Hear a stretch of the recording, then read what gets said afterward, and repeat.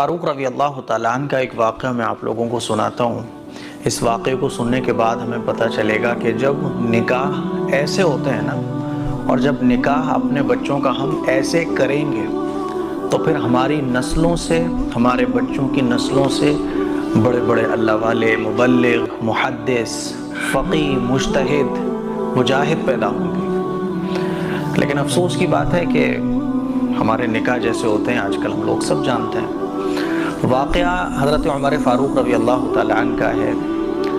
امیر المومنین حضرت عمر فاروق رضی اللہ تعالیٰ عنہ ایک مرتبہ رات کے وقت گشت پر نکلے اپنی عوام کا حال چال لینے کے لیے، تو تھوڑا سا تھک گئے تو اپنے غلام کے ساتھ ایک گھر کے چبوترے پر، گھر کے باہر جو جگہ ہوتی ہے نا، تو وہیں دیوار کا سہارا لے کر تھوڑا سا آرام کرنے لگے۔ تو اندر سے آواز آئی کہ ایک عورت ایک لڑکی سے بول رہی ہے کہ جاؤ دودھ میں پانی ملا دو۔ تو وہ لڑکی کہتی ہے کہ ارے نہیں، دودھ میں پانی میں نہیں ملاؤں گی، حضرت عمر امیر المومنین کا فرمان ہے کہ دودھ میں پانی نہ ملایا جائے، انہوں نے منع کر کے رکھا ہوا ہے، پابندی ہے دودھ میں پانی ملانے پر، ملاوٹ کی چیز اس پہ پابندی ہے، اس لیے دودھ میں پانی میں نہیں ملاؤں گی۔ تو وہ عورت کہنے لگی ارے رات میں کون سے امیر المومنین دیکھ رہے ہیں، وہ تھوڑی نہ دیکھ رہے ہیں، انہیں پتہ بھی نہیں چلے گا، تو ملا دو پانی۔ تو وہ لڑکی نے کہا کہ نہیں، امیر المومنین نہیں دیکھ رہے تو کیا ہوا، حضرت عمر رضی اللہ تعالیٰ عنہ کا رب جو ہے وہ تو دیکھ ہی رہا ہے۔ تو یہ جواب اس نے اس عورت کو دیا۔ وہ عورت اصل میں اس لڑکی کی ماں تھی۔ تو بیٹی نے اپنی ماں کو جواب دیا کہ نہیں، حضرت عمر کے جو رب ہیں، ہم سب کے جو اللہ ہیں، وہ تو ہمیں دیکھ ہی رہے ہیں، میں دودھ میں پانی ملاؤں گی تو اللہ تو دیکھ رہا ہے نا۔ حضرت عمر فاروق رضی اللہ تعالیٰ عنہ نے باہر چبوترے پر بیٹھے ہوئے، ٹیک لگائے ہوئے تھے، ساری باتیں سن رہے تھے۔ جب اپنے گھر واپس تشریف لائے اور جب یہ باتیں وہاں انہوں نے سنی تو اپنے غلام اسلم سے کہا کہ دیکھو یہ جگہ ذرا یاد رکھنا، اور یہ گھر کس کا ہے یہ یاد رکھنا، اس گھر کو پہچان لو، کل صبح یہیں پہ آنا ہے۔ اسلم نے اس گھر کو پہچان لیا۔ حضرت عمر فاروق رضی اللہ تعالیٰ عنہ اپنے گھر تشریف لائے۔ اگلے دن اپنے بیٹوں کو جمع کیا اور کہا کہ کسی کو نکاح کرنے کی ضرورت ہے۔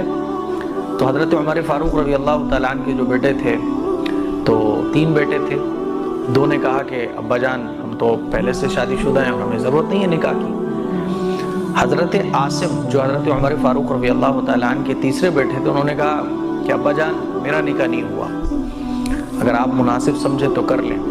حضرت عمر فاروق رضی اللہ تعالیٰ عنہ نے کہا کہ دیکھو ایک لڑکی ہے، اور ایسی لڑکی ہے وہ، اس کے دل میں ایسا خوف خدا ہے کہ اگر تم اس سے نکاح کر لو گے تو پھر تمہاری نسل سے جو ہے نا بڑے اللہ والے پیدا ہوں گے۔ حضرت عاصم نے پھر جو ہے اپنے ابا کے کہنے پر اس لڑکی سے نکاح کر لیا۔ حضرت عمر فاروق رضی اللہ تعالیٰ عنہ نے اس لڑکی کے یہاں نکاح کا پیغام بھجوایا اور اس لڑکی کے ساتھ اپنے بیٹے کا نکاح کر دیا۔ وقت کے کون ہیں؟ پرائم منسٹر ہیں، سمجھ رہے ہو بات کو؟ اور وقت کے پرائم منسٹر امیر المومنین کے بیٹے کا نکاح کس سے ہو رہا ہے؟ ایک ایسی لڑکی سے ہو رہا ہے جو عام گھر میں رہتی ہے، دودھ بیچ کر اس کی ماں گھر کا گزارا چلاتی ہے۔ لیکن نکاح کس بنیاد پر حضرت عمر فاروق رضی اللہ تعالیٰ عنہ نے طے کیا؟ کیونکہ انہوں نے جب یہ سنا کہ حضرت عمر کا رب دیکھ رہا ہے، اماں جان میں دودھ میں پانی نہیں ملاؤں گی، تو اس کو انہوں نے اتنی اہمیت دی کہ اپنے بیٹے کا نکاح اس لڑکی کے ساتھ کر دیا۔ اور پھر جب اس لڑکی کے ساتھ حضرت عاصم کا نکاح ہو گیا تو ان دونوں کے نکاح کے بعد ایک لڑکی پیدا ہوئی، اور اس لڑکی کا نکاح عبدالعزیز ابن مروان سے ہوا، اور پھر ان سے حضرت عمر ابن عبدالعزیز رحمۃ اللہ علیہ پیدا ہوئے۔ کبھی پڑھیے گا آپ حضرت عمر ابن عبدالعزیز رحمۃ اللہ علیہ کے بارے میں تو آپ کو پتہ چلے گا۔ تو میرے عزیز بھائیوں، نکاح جب ایسے ہوتے ہیں نا تو پھر نسلوں سے ایسے بڑے بڑے حکمراں، عادل بادشاہ، مجاہد، مبلغ پیدا ہوتے ہیں، نسلوں میں برکتیں آتی ہیں، نسلوں میں علم والے لوگ پیدا ہوتے ہیں۔ کیا ہم اور آپ ایسے دین کی بنیاد پر نکاح کرتے ہیں؟ پتہ چلے گا نہیں کرتے۔